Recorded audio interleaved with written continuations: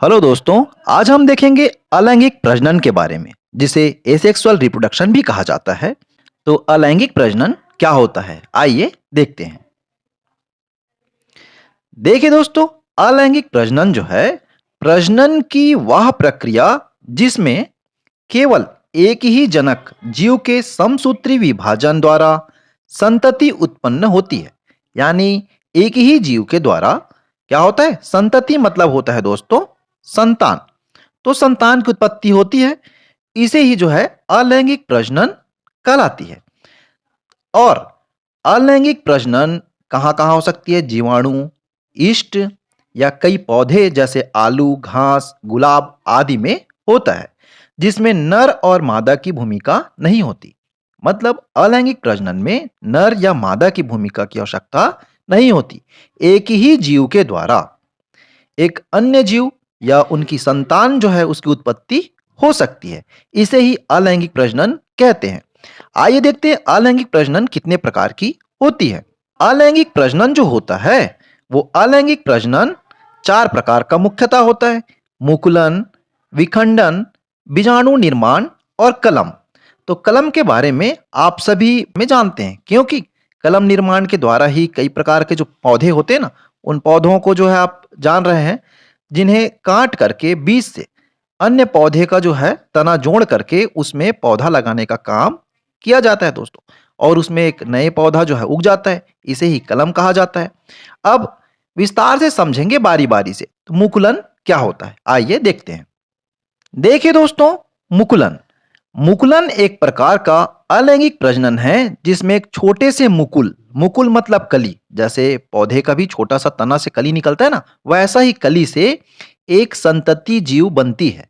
जैसे hydra, hydra जो है जली शैवाल है।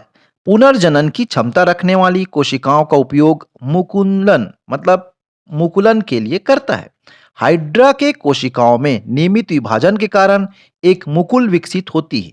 ठीक है, यह मुकुल बहिर्वृद्धि करता हुआ नन्हे जीव में परिणत हो जाता है तथा पूर्ण विकसित होकर एक पृथक रूप स्वतंत्र जीव बन जाता है। तो देखिए दोस्तों, चित्र के माध्यम से आप देख पा रहे होंगे, ये हाइड्रा है। ये हाइड्रा जो है, यहाँ पास आपको छोटा सा एक संरचना दिखाई दे रही, जिसे हम मुकुल कहते हैं। दूसरी संरचना में आप देखेंगे, यहाँ पास मुकुल जो है थोड़ा सा बड़ी हो गई है। और तीसरी संरचना में आप देखिए, तीसरी संरचना में आपको दिखलाई पड़ रही होगी, यहाँ एक पूर्ण रूप से हाइड्रा का निर्माण हो चुका है।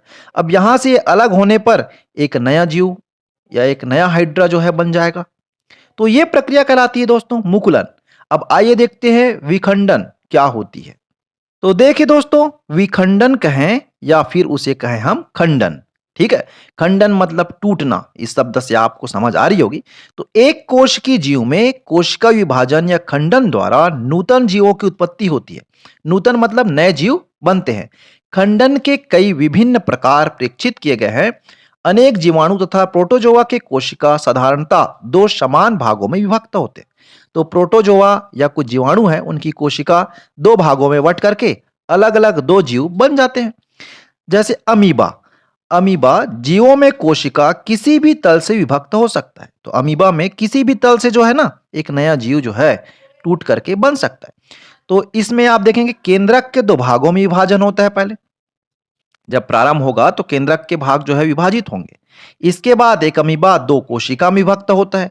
परिणाम स्वरूप एक जनक से 2 संतति जन्म होते हैं। एक जनक से 2 संतति बन जाता है। परंतु देखेंगे कुछ एक कोश की जीवों में शारीरिक संरचना अधिक संगठित होती है। उदाहरण के लिए कृष्ण ज्वर के रोगाणु लेशमेनिया। तो लेशमेनिया एक रोगाणु है दोस्तों, जो रोग उत्पन्न कर सकता है। तो आप सुने होंगे सीसी जो मक्खी होता है, उसे काटने से बहुत अधिक निद्रा रोग हो जाता है ना। तो उनके जो शरीर में है लेशमानिया जो है जीवाणु रहता है, वो हमारे शरीर में आ जाता है। इस वजह से हमें ये रोग हो सकता है, जिसे निद्रा रोग कहते हैं। तो इनका शरीर जो है क्या होता है, एक संगठित होता है और कोशिका के एक चाबुक के समान सूक्ष्म संरचना कशाभिका होती है। ऐसे जीवों में द्विविखंडन एक निर्धारित तल से होता है। तो एक जीव से टूट करके उनके शरीर का 2 भागों में बढ़ जाना और 2 नए जीव बन जाना द्विविखंडन कहलाता है। उसी प्रकार से मलेरिया परजीवी प्लाज्मोडियम जो है मलेरिया का परजीवी क्या है? प्लाज्मोडियम। प्लाज्मोडियम एक साथ अनेक संतति कोशिकाओं में विभक्त हो जाता है। ये जो है टूट करके एक कोशिका है, बहुत सारे कोशिका बन सकती है और जिसे बहुविखंडन कहते हैं दोस्तों।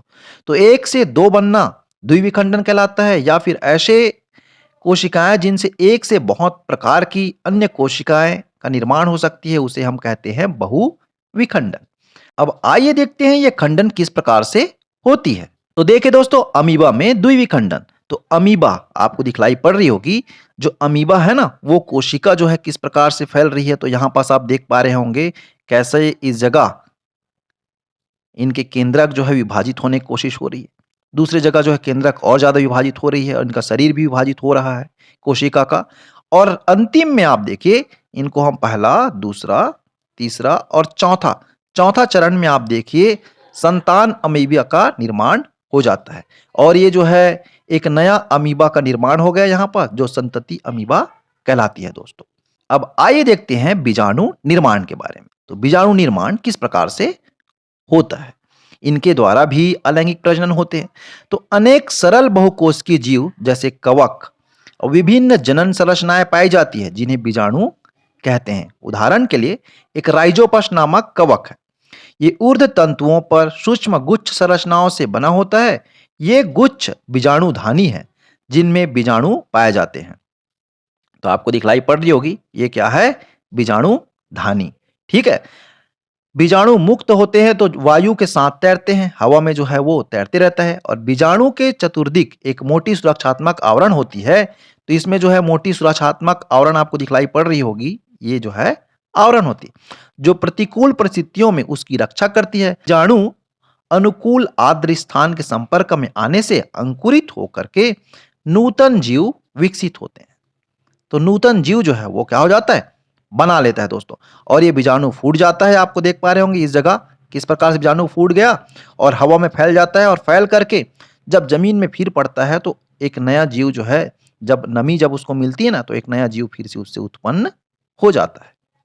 ये कहलाता है बीजाणु निर्माण के द्वारा जो है अलैंगिक प्रजनन से नए जीव का उत्पन्न होना। तो इतने प्रकार की जो प्रजनन की प्रक्रिया है मुख्यतः पाई जाती है दोस्तों। और हम कलम निर्माण के बारे में बोल रहे थे। तो देखिए, कलम निर्माण जो है किस प्रकार से होता है। तो कलम लगाने की प्रक्रिया में आप देखते हैं कि किसी पौधे के तना को इस प्रकार से काट लिया जाता है और काटने के बाद सेलो टेप से इस प्रकार से आप देख पा रहे होंगे ऐसा चिपका दिया जाता है। चिपकाने के बाद क्या हो जाता है, वहां से एक नया पौधे का निर्माण होना चालू हो जाता है, जिस प्रकार से यहाँ पास लगाया गया है। और एक नया पौधा जो है अलैंगिक प्रजनन के द्वारा भी नया पौधे का निर्माण हो जाता है दोस्तों। तो ये वीडियो आपको अच्छी लगी तो इस वीडियो को लाइक करिए, शेयर कीजिए और चैनल में पहली बार है तो इसे आप सब्सक्राइब कर लीजिए। Thank you.